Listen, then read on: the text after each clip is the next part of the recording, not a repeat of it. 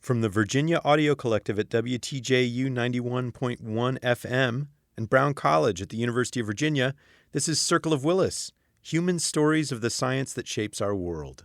This is our Halloween special, so things are about to get a bit creepy. We'll be discussing autopsy, execution, miscarriage, and other sensitive topics. So be forewarned that this episode will dip into the macabre at times. Why? Why did you call yours Circle of Willis? This is where she started vocalizing in the coffin. She wasn't hanged properly. Jim, so in the course of your training, did you ever have to perform dissections? Oh, yeah. I mean, there was the ordinary coursework, like in dissecting brains, but I also worked in a lab briefly at the University of Washington where we sliced human brains very, very thin and then scanned them to make a 3D digital image of those brains. But the best experience I had, is best the right word? So it's an interesting thing to talk about, but rich? The richest experience, the most experience-y experience was when I assisted the pathologist at the University Hospital at the University of Washington.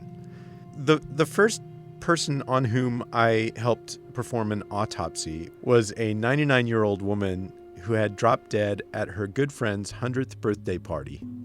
We didn't know what she had dropped dead of, and we had to find out. Right. So, you have to put on this gear. You have to basically make sure that no part of you is exposed to anything.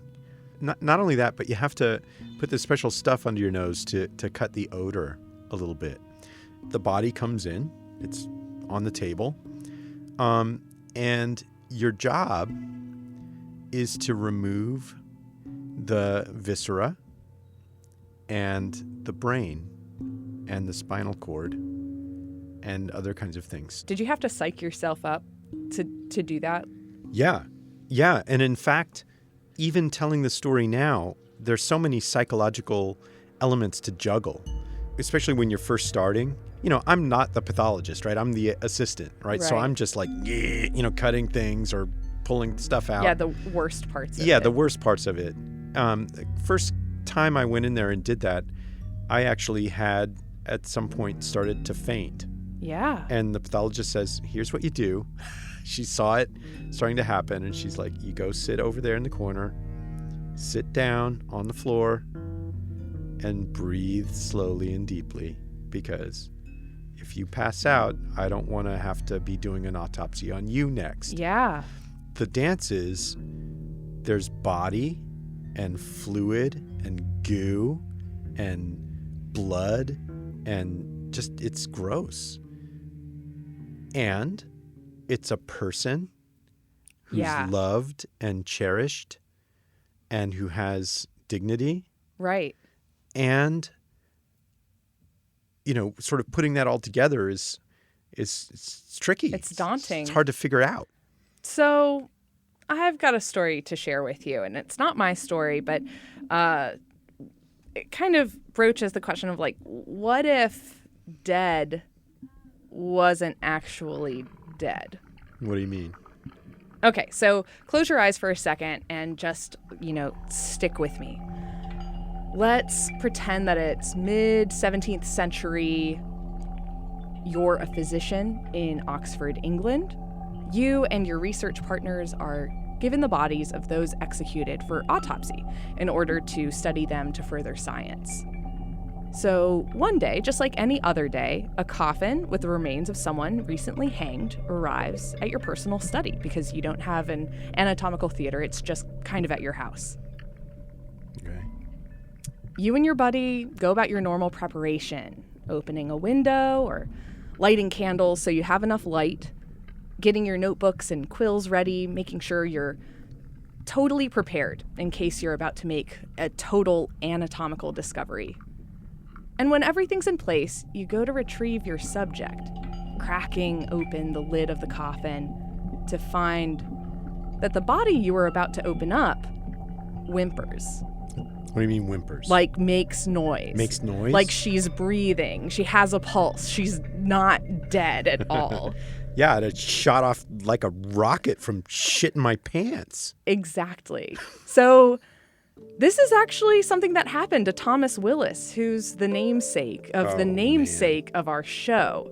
And this week, we're going to take a dive into that name and see where it takes us. Ever since I started working for Circle of Willis, and I've told people in my life about that, they're inevitably just like, what does that mean? What are you talking about? What is the Circle of Willis? Yeah. I usually try to explain, it's a part of the brain, and it's named after this guy, Thomas Willis. And for most people, that really satisfies them, but it doesn't answer the implicit question of, like, why?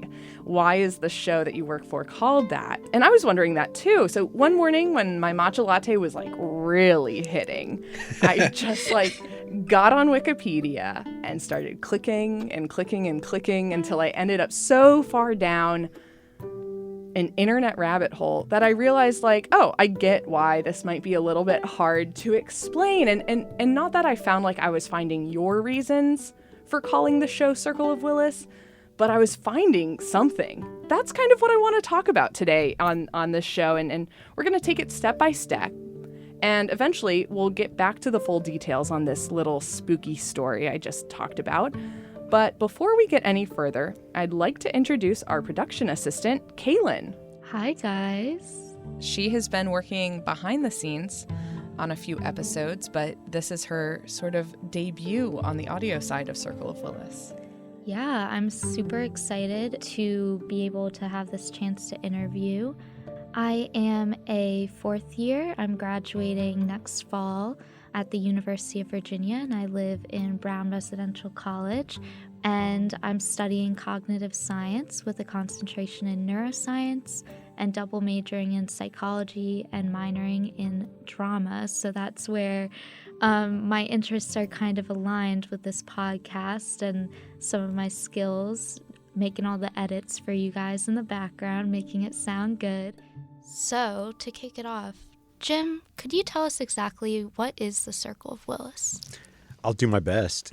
I'm a psychophysiologist, but I don't study anatomy typically. One of the things that you need to learn about is the vascular structure of the brain, how the brain gets blood.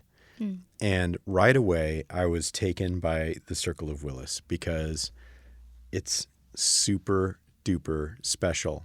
Plus, it has a cool name. You know, one of the things that we haven't talked about is that it's actually got a bunch of different names. So it goes sometimes by Willis's Circle, which I really don't like. The Loop of Willis, which is just too silly for me. Yeah. The Cerebral Arterial Circle. Nah. Kind of dry. Right? Now, the next one landed for me, but just not as well for other people. It's Willis's Polygon. Oh, it is more Right? of a polygon than It is more of a polygon than it is a circle, but Circle of Willis just rolls off the tongue. And so that's why one of the things that I did immediately was try to make it a band name. What kind of music did you play? Anything that would be even mildly successful. So whatever anybody wanted was what I would play. So what is it? The Circle of Willis is what's called a circulatory anastomosis. It's an important word, and it's all over medicine. An anastomosis is when you take two bits of body that are not connected and you connect them. Now, this is typically done in surgery, like, you know, when you do like a bypass, you take two pieces of artery, you know, in the heart, and you slice them and then connect them, and you create an anastomosis. Or you do it with the digestive system if there's like cancer of the bowel or something like that. But the Circle of Willis is a natural anatomical anastomosis, and it's circulatory, so it's about blood. All these arteries and veins that typically would be separate are linked up by the Circle of Willis. You have like the carotid arteries coming up through the neck, and you have, the cerebral arteries coming from other locations, and they're all supplying blood to the whole brain through this centralized circle, the Circle of Willis. If any one source of blood gets blocked or cut or, whatever, stenosed, the doctors say, the others can compensate for it. So this is a fail-safe mechanism in the brain for making sure that the brain gets blood, and it is conserved across animal species. You see it in all mammals, you see it in all humans, you see it in lizards, birds. It's like one of those old solutions that nature came up with that's so good that it won't ever get rid of it. Our show's logo, both past and present, is the Circle of Willis. For something so important to your brain, we don't talk about it a lot. Our next step was to find out more about Thomas Willis. So I really have to disappoint you now, but it wasn't Willis who discovered the Circle of Willis. This is Zoltan Molnar. I am professor of developmental neuroscience here in Oxford.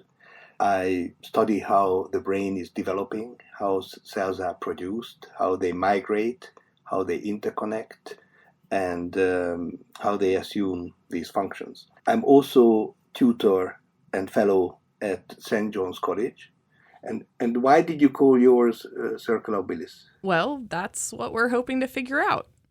So who did discover the Circle of Willis? This structure has been described by others.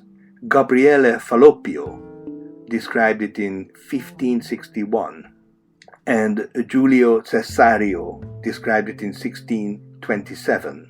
Johann Wessling described it in 1647. We also have to give credit to Johann Jakob Wepfer in Switzerland, who described it in 1658. And Thomas Willis only described it in 1664. Maybe they did not describe it the same way as Willis, but if you look at some of the drawings, anatomical illustrations of these Falloppio and the others, you can see the Circle of Willis in their drawings. Johann Jakob Wepfer in Switzerland in 1658 described a ring of arteries which he termed the continuous duct at the base of the brain, and in his book called Observationes Anatomicae, dealing with the pathological appearance of apoplexy. So basically, all these people described it before Willis. So you might be asking, so why is it called the Circle of Willis? I think it's because he had some of the best illustrations by Christopher Wren. He published it, and it was very popular. Thomas Willis had a lot of very dedicated students who were on it with the branding game, just calling it Circle of Willis from the get. That's pretty funny. It's funny that he never called it that, and just everyone around him was like, yeah, that's the Circle of Willis. A little bit of a whisper campaign, an early influencer in the scientific community, Thomas Willis. But it sounds like Thomas Willis was pretty great at describing anatomy and its functionality. This is what he writes. When his skull was opened, we noted amongst the usual intracranial findings the right carotid artery, in its intracranial part, bony or even hard, its lumen being almost totally occluded, so that the influx of the blood being denied by this route, it seemed remarkable that this person had not died previously of an apoplexy, which indeed he was so far from, that he enjoyed to the last moment of his life the free exercise of his mental and bodily functions. For indeed nature had provided a sufficient remedy against the risk of apoplexy. So in the vertebral artery of the same side in which the carotid was wanting, since the size of this vessel was enlarged, becoming thrice that of the contralateral vessel. So I think it's a very, very nice description of this particular case when there was a compensation in the circle and there was no neurological sign. Let's back up for just a moment and really start from the beginning. He was born about 402 years ago. So he was born in 1621, 27th of January in Great Bedwin. So it's about 40 minutes drive from Oxford. So actually I went to see the place where he was born in Wiltshire. And the place didn't change too much. I could actually still find the same roads. You can still see his house where he was born. It's called Ivy Cottage at Farm Lane in Great Bedwin. It is one of the oldest houses in the place. And it has a huge, huge chimney, which suggests that maybe it was an inn before it was turned into a house. He didn't live there very long because Mom inherited a house and some land in North Hingsea, which is just outside Oxford. The cottage is still here. It's called Fairy Cottage, and this is where he was brought up. He had to walk from North Hingsea to Oxford. This is quite a walk, actually. It's like probably 40 minutes. And he went to school at High Street. He had very classical upbringing of the time, but this enabled him to enter university at the age of 16. And he wanted to have a career in religious studies, so he wanted to pursue that. So he matriculated at Christ Church and he started his studies. You had two factors which changed his mind. One of them was that he had to work for the college because he was not a complete fee-paying member of the college. He was so-called servitor. He was allocated jobs to work with the wife of the dean. She was very interested in pharmacology, plants to extract medicine, and that really influenced the young Willis. And the other factor was the Civil War. Just to give a little bit of context, the English Civil Wars were a series of wars fought from 1642 to 1651. Religion and the economic power of the king were central issues of these conflicts. The English Parliament rebelled against the monarchy of Charles I. Willis was royalist, and he enlisted in the Dowers Regiment in the service of Charles I in 1645. Probably he never took active part in any battle or fights, but nevertheless his loyalty was rewarded by the king, and he was awarded the Bachelor of Medicine degree in 1646. So basically in 1 year he got the degree and he was ready to practice. I think this really helped him because he was spared from medical school. In those days, medical school took 14 years and you had to memorize Aristotle and Galenus in Latin and Greek, and they really killed out all the initiatives from all these medics during that 14 years. It's better not to have an education than have the wrong type of education. He had to compete with other medics to get the patients.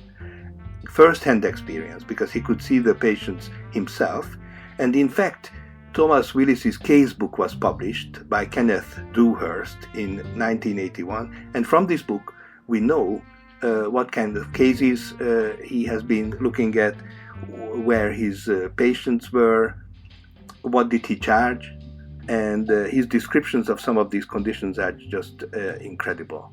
You could even teach from that.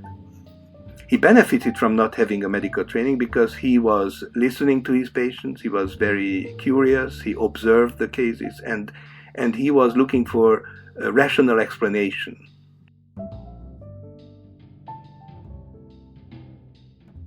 The thing that people don't often understand about science is that one of the most valuable tools that young scientists have is their naivete. When they don't know that they can't do a thing, they're often the ones that wind up doing it. It's not true, it turns out, that you can't do a thing. It's just that when you get set in your ways, you start making, assumptions about what you can and can't do. it's like a principle. And even a recent guest that hasn't been on yet, Alan Lightman, talked about that. Not knowing things, not getting sort of put into the rut, often is an incredible source of creativity, not just for the individual, but for the whole field.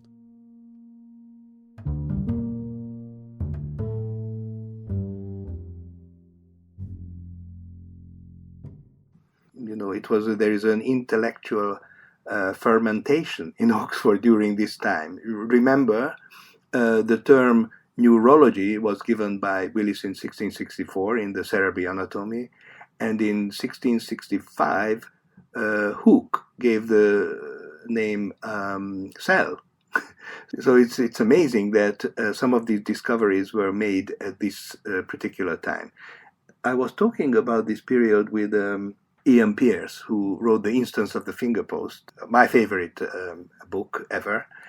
According to his opinion, during the Civil War, you had a couple of really talented, very smart people stuck in Oxford who couldn't get other jobs in London, better paid jobs, and then they started doing science. And they included Thomas Willis, Christopher Wren, Richard Lower, Thomas Millington, Edmund King, Robert Boyle, and William Petty. And they each had some amazing contribution. For instance, Christopher Wren to architecture. He designed the Sheldonian Theatre. He rebuilt London after the Great Fire. Or Robert Boyle, the chemist. Or William Petty, he was head of anatomy. He was the Tomlin's reader of anatomy. And they were meeting regularly. They had a kind of an ambience which generated these big discoveries. And also, if you look at the establishment of the Royal Society in London, which was chartered in 1662 by Charles II, you see the same people. Yeah, so the themes of scientific attribution and scientific ownership, I had thought that had kind of been a standard for science for a long time, but it seems like at the time of Willis, it was so much more collaborative. And since then, the egos in science and ownership over ideas being prioritized over that collaboration has been such an issue. And it really reminded me of Brian Nosek's open science movement. And it gives me a bit of hope that at one point, science was more interdisciplinary and collaborative, and maybe we're moving back towards that a little bit more. First of all, thank you both, because I never thought to look into it. Why was it named the Circle? I never thought to look into Thomas Willis. What the hell's wrong with me? But when I learned that Thomas Willis was not just a contemporary of Christopher Wren, but hung out with him, drinking beer or something, and then that Christopher Wren drew the pictures of the neuroanatomy for Thomas Willis's books, I just lost my mind. It's pretty wild to me that just how many names out of this whole group, I know that guy, and I know that guy, and I know that guy. All of those people are talked about. At this point, we wanted to know what caused Professor Molnar to look so deeply into the history of Thomas Willis. And it sounds like his teaching of medical students was what drove him to research. When I start teaching them some of the terminology, they are really puzzled. They are bombarded by Latin and Greek terminology at these very early stages, and they just don't understand why we call these structures like that. So I decided to, in some of the first lectures and practicals, then I introduced them the history of these anatomical nomenclature, and some of them were given by Willis here in Oxford. He names medullary pyramids, or anterior commissure, or inferior olives, or corpus striatum. These are names which are very unusual for a second-year medical student when they start. Thomas Willis and his friends, and also Vesalius, they were just looking at the brain, and they looked at the shape, texture, color, and then they just gave Latin and Greek terminology. For instance, claustrum means enclosed space, or the medullary pyramids, they got their name because that structure reminded them of the pyramids, or olives received their names because they looked like olives, or pineal gland received its name because it's like a pine cone. And then they ask, when were these names given? And then I start talking about Willis and the contemporaries. And since we are in Oxford, it's also quite nice that I can refer to the exact streets or buildings. And I hope this will inspire them that, what happened 400 years ago, they are still here. This group made an enormous contribution to the understanding of the nervous system. All these researchers, they didn't see any problems integrating their findings to religion. So they never questioned religion, and Willis was probably never questioning it. He was also very strongly royalist, and all his publications were published in Latin, with the exception of the last book, which was published posthumously, and that was in English. So some believe that publishing in Latin was also a sign of loyalty to the king. Of course, he was dualist. His whole concept was based on dualism. The debate between dualism on the one hand and monism on the other is really a debate about what exists. I'd brushed up against this term a lot in my research, but we wanted to really get into it. So, we had Stephen Maroney on to talk about the dualist and monist perspectives at the time. My name's Stephen Maroney. I am a philosophy PhD candidate here at UVA, and I'm also an instructor in philosophy. I teach classes on environmental philosophy and social media ethics. For dualists, there are two things that exist. There's the physical world, matter, things that you can touch, feel, see, hear. And there's also immaterial things. The obvious one to point to for them is the mind. So, for example, if you're shopping at the grocery store and you stop in the dental floss aisle and you see the description, minty fresh flavor, the question for a dualist is, where does that flavor exist? This is just like you were referencing earlier. Yeah, like the body goo and fluid and stuff versus who they are and how we feel about them. Exactly. Is it a piece of corporeal reality, or does it exist in a kind of immaterial form in your mind? People who oppose this dualistic picture say, no, actually, everything, including ideas and feelings and everything that exists in the mind, is ultimately reducible to a single type of thing, whether it be an atom, or in the 17th century, they sometimes referred to them as monads, or in the case of Anne Conway, spirits. But essentially, the difference between a dualist and a monist really boils down to what things exist, and in particular, what exists in the mind. While Kaylyn and I were researching Thomas Willis, we came across Anne Conway, who was a patient of his, and this was a big reason we brought in Stephen Maroney to talk about any of this. And we didn't mention Anne Conway in our email to him. We're doing a thing about Thomas Willis and dualism and other philosophies prevailing in 17th century England. And he wrote back and he was like, oh, I think you're probably, interested in Anne Conway and her monism and what she thought. Yeah, so she's a fascinating figure, mostly because of how unique her position was. She lived in the second half of the 17th century. She published one book in I think 1690, and it was published posthumously. She was a monist, and she thought that, well, it's not that God somehow supervenes on the physical world or has to influence it through some mysterious way of causation. It's that everything, God is literally in everything. Everything that we do, everything that we are, everything that we project into the world, all of our sensations, all of our representations, are manifestations of God. The really cool part about this view is that literally everything is alive. Dust, couches, microphones, everything is living. And in particular, everything, because it's made out of the same stuff, can be formed or morphed into everything else. Think of like Animorphs, basically. It's also wrapped up in this kind of perfectionist narrative of if you are really sinful in this life, then you'll be reincarnated as a different combination of stuff that isn't quite as exciting, like maybe you'll be a coyote next time. And then if you really mess up again, then you could be reincarnated as a chair or a table or lake or something. The really amazing thing that follows from this is the kind of interconnectedness of the world that is really coming back into fashion now. You know, a lot of people would agree with her that, yeah, the world is made up of the same stuff fundamentally. You know, plastic and wood and flesh are all the same things, just put together in different ways. And that was an insight that she had in the middle of the 17th century.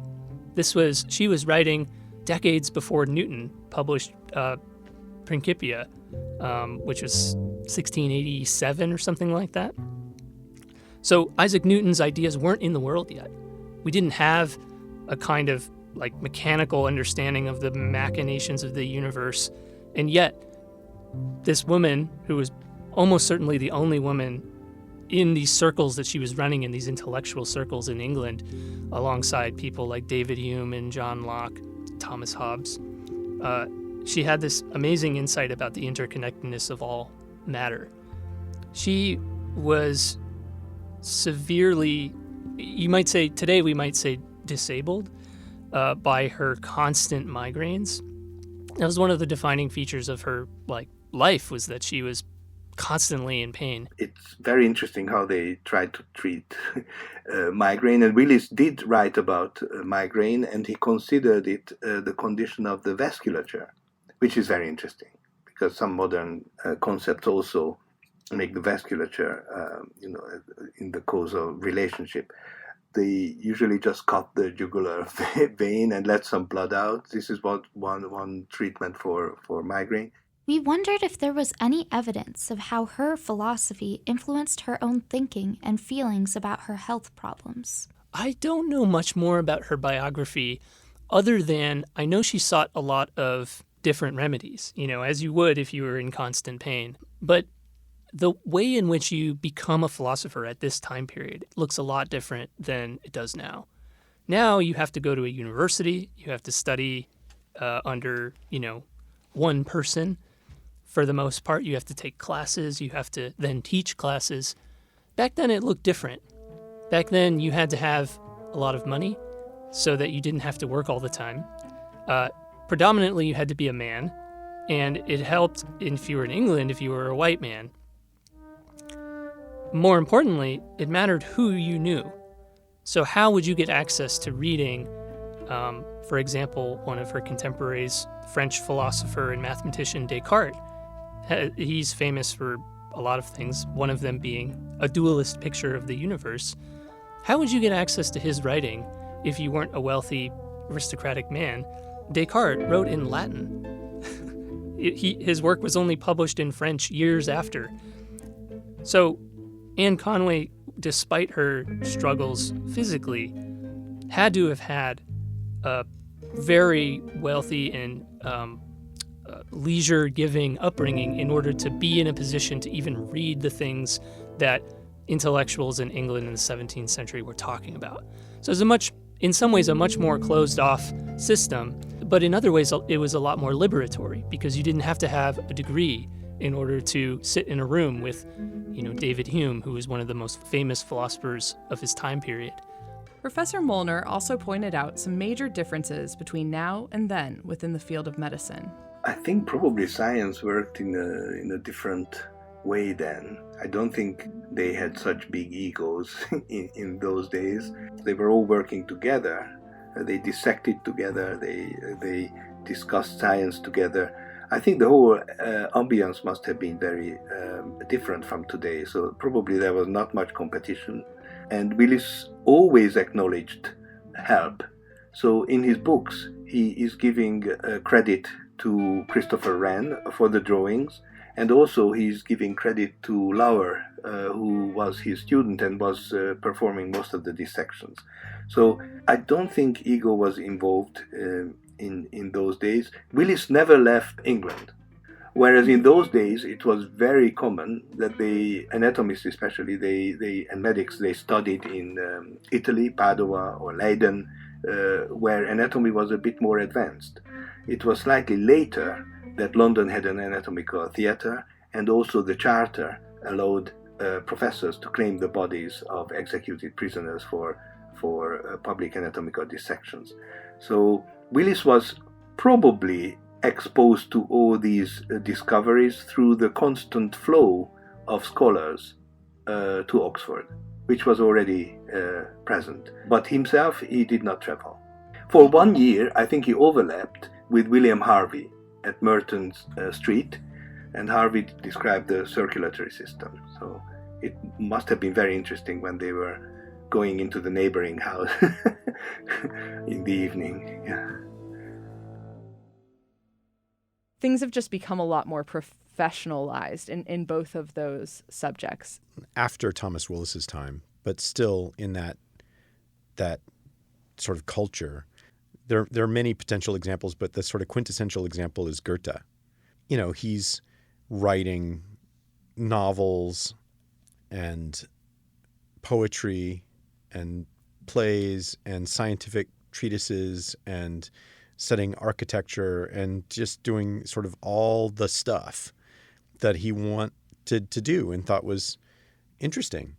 He was conversant with and often close to the world's greatest scientists at the time and artists. And it wasn't like the sort of two cultures idea that you have now between the sciences and the humanities. It was all sort of, it was all part of knowledge. I think that's a huge part of what we're trying to achieve with this podcast is like connecting scientific research to the world around it and pointing out all of these different connections that are sometimes hard to approach when you're just, you know, a research paper is slapped on your desk or even, you know, through scientific journalism, you are presented with these concepts. But often we're getting these things in little bite-sized pieces or just in their own right, which is great. But it's somehow encouraging that Thomas Willis was coming up and becoming a significant physician at this time where a lot of his peers were also building up their fields. Okay, now I think we're finally ready to come back to the story we started this special with. And this is the story of Anne Green. It's a very interesting story. She worked in the house of Sir Thomas Reed, who was a justice of the peace. She was a scullery maid. She was 22 years old. Anne Green has been seduced by Geoffrey Reed. He had a grandson who was like 16 or 17 who would like hit on her all the time. And they had sex. She got pregnant. And she had a miscarriage. Pretty early on. After 17 weeks of pregnancy. Didn't really know that she was pregnant at the time. Basically, there was a law. If you hid a pregnancy and it resulted in a miscarriage, then it's murder. She was prosecuted by the grandfather of the man who got her pregnant. Holy shit. As far as I can tell, at least, the midwife testified that, like, yeah, this fetus was, like, entirely underdeveloped. There's no way it would have survived. It's not that she killed the infant, which is what she was being tried for. All of the evidence was really in her favor, and it didn't matter. Found guilty and hanged in Oxford Castle on 14th of December in 1650. Willis was dissecting usually with William Petty, who was the Tomlin's Reader of Anatomy, a position which is still associated to Christ Church College. Petty could claim the body of 14 executed prisoners a year for dissections. And in those days in Oxford there was no anatomical theatre. So they just dissected in their studies. And he lived in Buckley Hall, and this is where Anne Green's body was delivered. She wasn't hanged properly. In fact, she was hanging for half an hour. When they hang someone, it's not, the lack of oxygen. It's really the drop. And your body weight is basically dislocating your cervical spine. And then you have this so-called hangman fracture. And then your brainstem is compressed, and that's basically instantaneous death. The relatives, according to the records, they even tried to accelerate her death, and they were hanging on her feet, but then she was cut down half an hour later, and she was put into the coffin and delivered to Patty.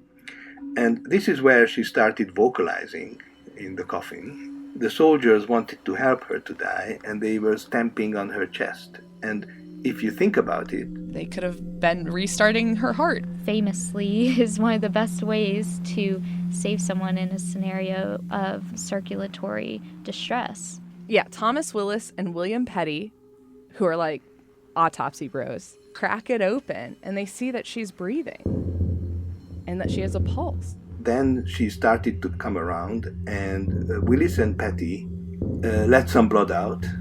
That was the treatment in those days. And they also pushed down some feather through her throat. They give her a tobacco enema because that'll help. Just the things you do. The things you do. I mean, here, okay. I want to pause on the tobacco enema for a second. Tobacco is a stimulant. It is a stimulant. And you know why enemas happen? Because there are very rapid absorption into your bloodstream through the lower bowel. Well, so that's what they were trying to do, too. So you get a tobacco enema, and it could very well be like smoking a bunch of cigarettes all of a sudden. That's true. And then they put her in bed with another lady to warm her up. And the woman was tasked to massaging her limbs and keep blood flow going and warm her up. And she recovered. She lived, but she didn't just live, right? She kind of flourished. She even took the coffin a few days later with her.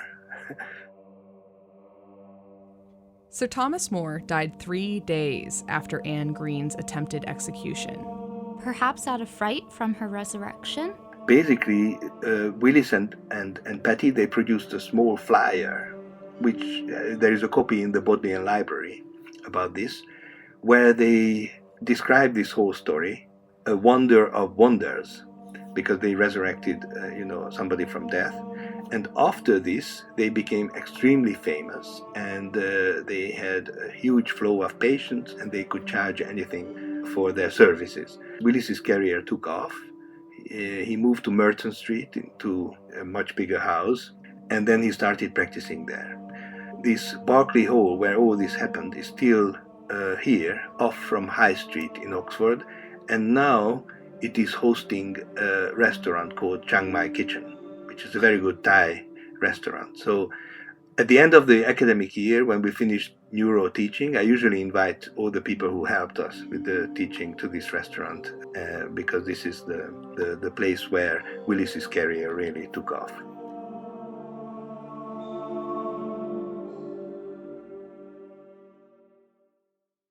The trauma in this scenario from so many parties, I mean, her family and friends trying to aid in her death, her obviously being stuck in a coffin for presumably hours on end, and then Willis and Petty seeing someone come to life. And I mean, when you're as religious as them, I can only imagine their reactions to that. From my perspective, like, she had a little bit of humor about it because she took her coffin home with her. In a couple of days, like, oh, well, at least I got a coffin out of this. Eventually, this will come in handy. Although there were some in the public who wanted Anne Green to be executed again, there was no one around willing to prosecute her. Overall, it was deemed an act of God that she was alive, and the matter was laid to rest. Going back to the philosophical concepts of the day, we asked Stephen Moroney what a dualist might think of an apparent resurrection. This is a really interesting case because how you respond to a case of resurrection really depends on what kind of dualist you are. Dualism goes way back, as far back at least as Plato in the 4th century BC. So in one of his dialogues, Plato wrote in Dialogues through the mouth of Socrates. In the Meno, for example, Socrates tries to demonstrate that the soul is immaterial and immortal. And the way he does this is through an argument that's famous among philosophy circles. It's unfortunately dubbed the slave example. Socrates teaches a servant to do geometry. And this is supposed to be, the argument starts with, how do you learn anything? If you already know it, then you can't search for knowledge because you know it. It's right there. But if you don't have knowledge, you don't know something, how would you recognize it when you found it? So Socrates then reasons through his kind of antagonistic questioning with his interlocutor that, well, actually, everything that could be knowledge we already have within us. We've just forgotten it. And the process of learning is what he refers to as recollecting knowledge. And he demonstrates this by taking someone who is illiterate, doesn't know anything about mathematics or arithmetic or reading, and teaches them a really complex geometric equation just by asking them questions about what they already know. So Plato thought that the world was divided amongst the material things here on Earth and the immaterial things that he referred to as forms. So he was a dualist in the sense that he thought there really were two worlds. There's the world of immaterial forms. Every object that exists on Earth has a form, and it's formed in the image of it. So fast forward then to the 17th century, and we have over 2,000 years of people thinking about this kind of dualism. And it's broken up into lots of different types of dualism. Some people were really influenced by Plato. So if that kind of dualist were to see a resurrection, they would say, well, if this really is what it appears to be, then what's happened is the body died. The soul, because it's immortal, didn't, and it refused to leave the body.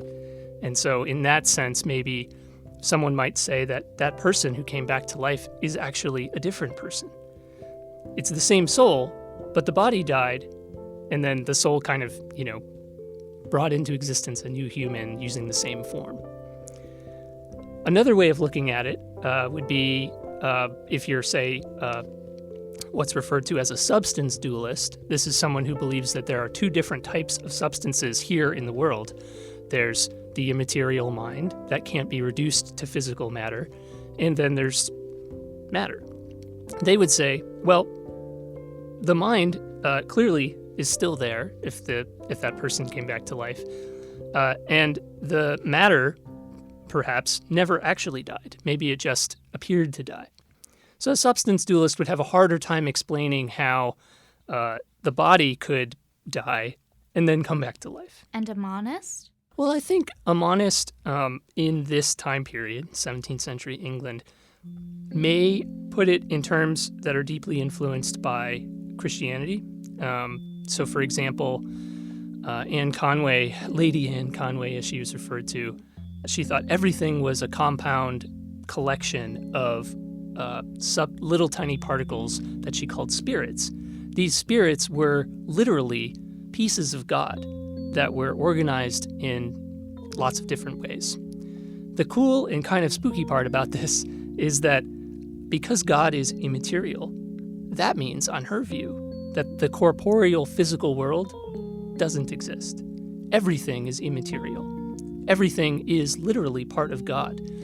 So she thinks then that while there's no such thing as a difference in kind between the mind and the body, everything is one substance. They just differ in terms of complexity. It's hard to wrap your head around how they would see resurrection because, on her view, everything is already immaterial. There's no such thing as the physical world separate from this other world. It's all kind of a manifestation of God.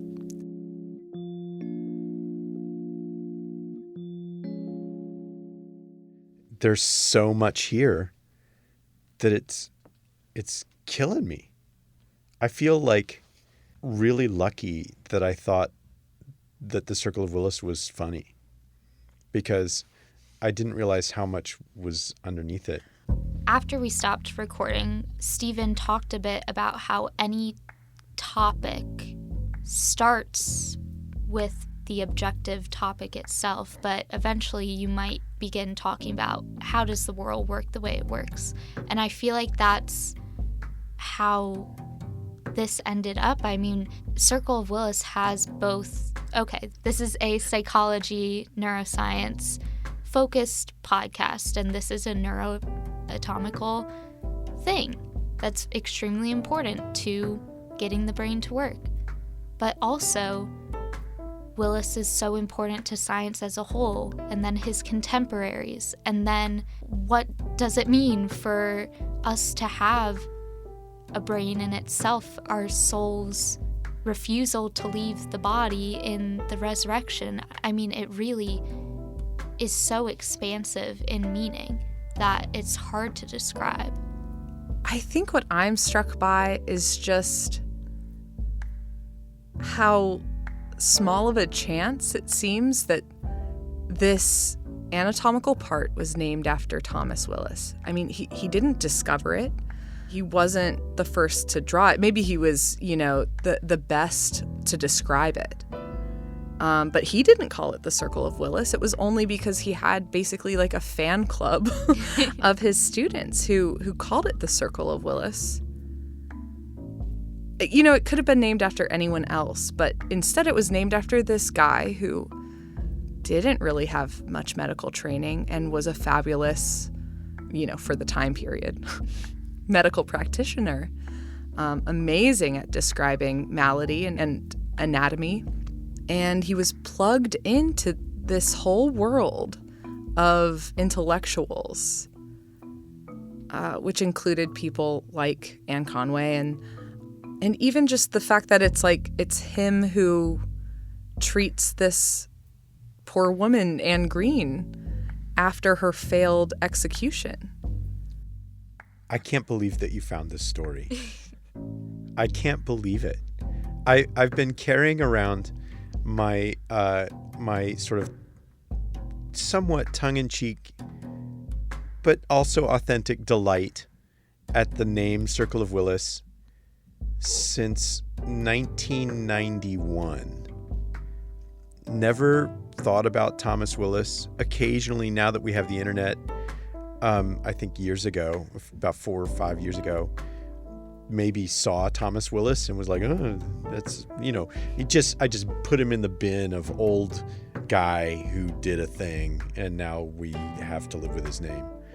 But I thought it was funny to have a band and a podcast called Circle of Willis because it looked like a little cartoon man and had a cool effect bringing blood up to the brain that I thought was loosely, perhaps, but metaphorical for what I was trying to do with the podcast.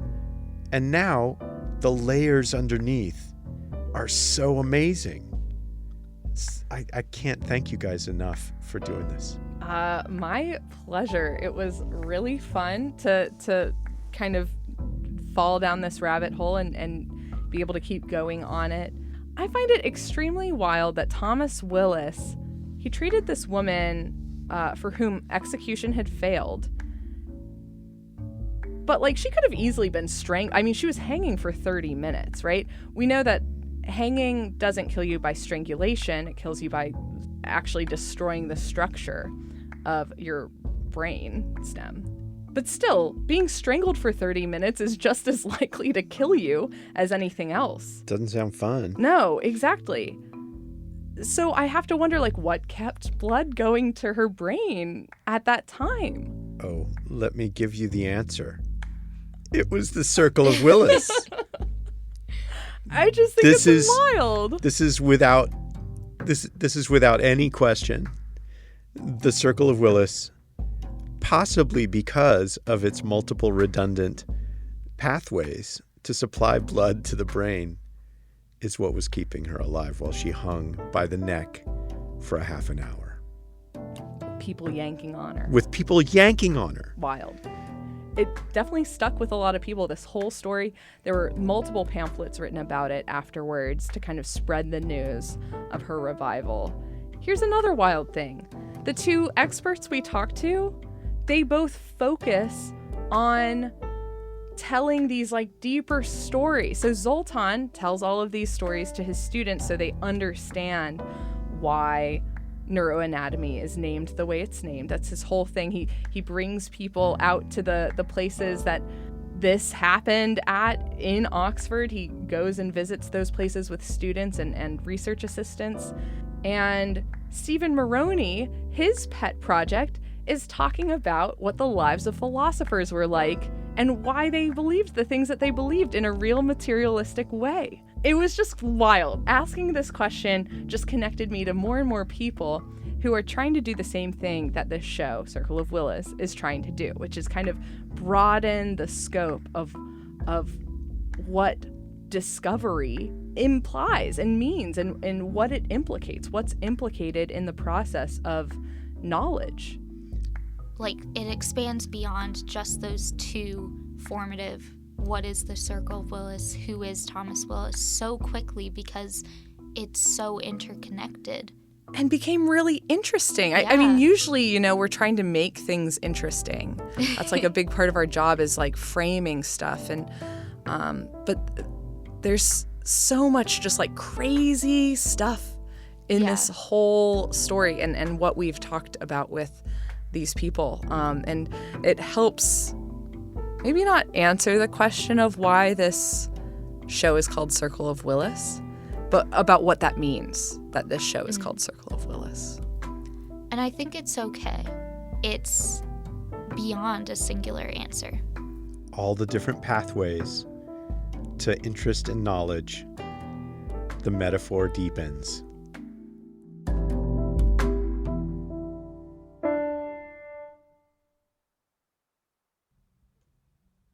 We're going to leave you off with some words from our guests. Stephen Moroney hosts his own podcast called Talking Union, which focuses on issues of interest for the United Campus Workers of Virginia. Well, one of the things that marks the period of the 17th century through to now is just a radical explosion in how many people have access to the conversation. So if you were to take a poll amongst philosophers who work on philosophy of mind or metaphysics right now and ask them, are they monists or dualists, you'd probably get hundreds of different answers that don't easily and neatly fall into that dichotomy. And Zoltan Molnar hosted many conversations with other experts during the pandemic to celebrate Thomas Willis's 400th birthday. You can find those recordings and his other work on Oxford's Department of Physiology, Anatomy, and Genetics website. Why I think Willis is my hero is because he was a practicing clinician and he was observing his patients before they died, and he tried to correlate that with all the findings in the brain and in the vasculature. And I think it's a very, very powerful combination. So I think he deserves it to have the Circle of Willis because he established a huge school of neurology. His students were doing extremely well, and the students started calling it the Circle of Willis, and then it spread. Special thanks to everyone who made this episode possible, in particular our two special guests, Zoltan Molnar and Stephen Moroney. And you will definitely hear more from Kaylyn in the future. You can find information about the music used in this special on circleofwillispodcast.com. You can also find all of our old episodes on the website. If you haven't already, subscribe to Circle of Willis wherever you get your podcasts and follow us on Twitter and Instagram for more updates. Circle of Willis, human stories of the science that shapes our world.